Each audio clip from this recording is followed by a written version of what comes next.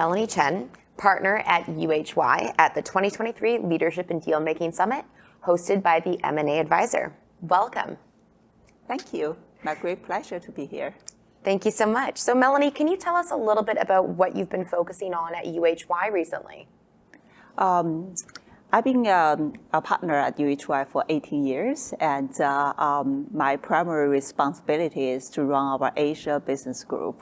So our group's primary focus is working with Asia-based companies doing business in the US, going public through IPOs, and de-SPAC, merger with SPACs, and also make acquisitions, setting up operations in the US. We also do work with a lot of Asia American-owned business in the US and doing business in Asia. So we are like a two-way bridge, doing cross-border transactions between Asia and US. Right.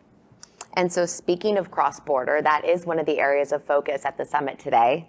Do you see any challenges or opportunities on the horizon for international deal makers? Definitely, a lot of challenges, but when there are challenges, also presents opportunities. For example, China and the US have a pretty roller coaster riding relationship in the past 5 years, and we started with the PCAOB inspection deadlock. That issue was resolved last year, but at the beginning of this year, Chinese government also require all the Chinese companies coming to the US going public to be approved by the Chinese SEC. And so that has put a brake on a lot of transactions, IPOs and mergers with SPACs. So, and there's also data security regulations that is being adopted in the last year.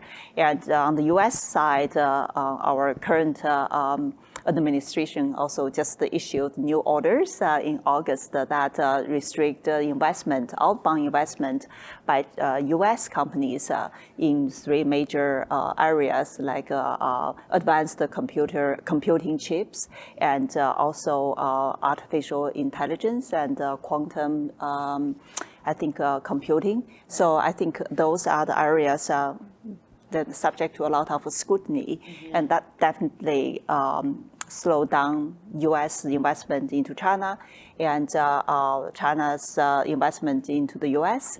But you know, you help navigate clients through that, I would assume, is a big part of your role. Yes, we provide audit service. We also provide financial reporting services and cross-border M&A advisory services. So we help clients to navigate those new regulatory environment.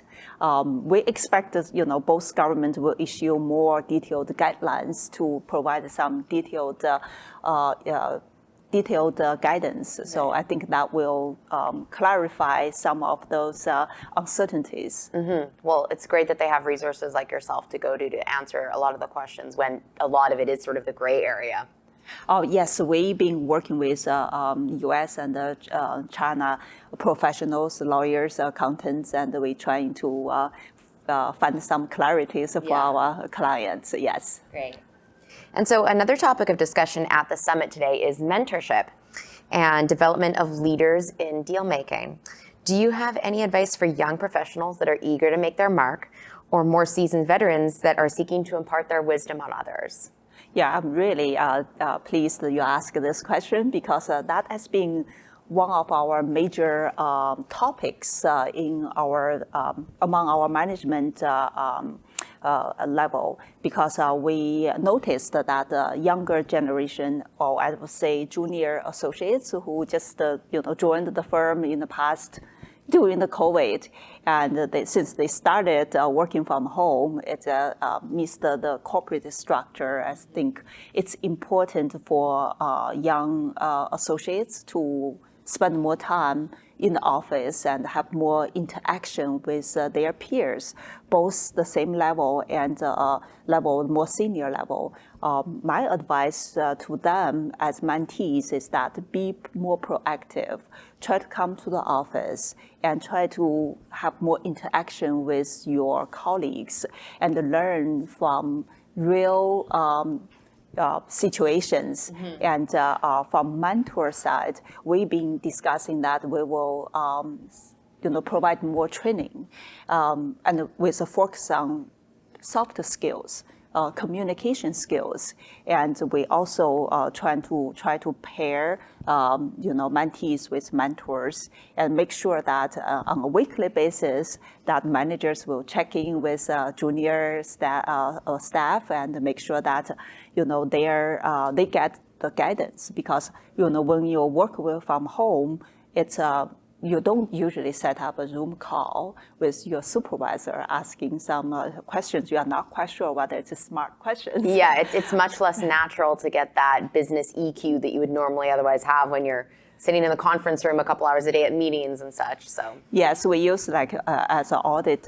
when we do audit, we always have the engagement team working one conference room for a week, and you learn a lot by just sitting next to your supervisor and just pop in and ask questions. And working virtually does not provide that kind of spontaneous convenience and opportunities. So our focus is find the ways while we have mixed the quasi mix the office and home working environment, and we are trying to create opportunities to make our younger associates feel more comfortable to have in-person interactions with with their supervisors.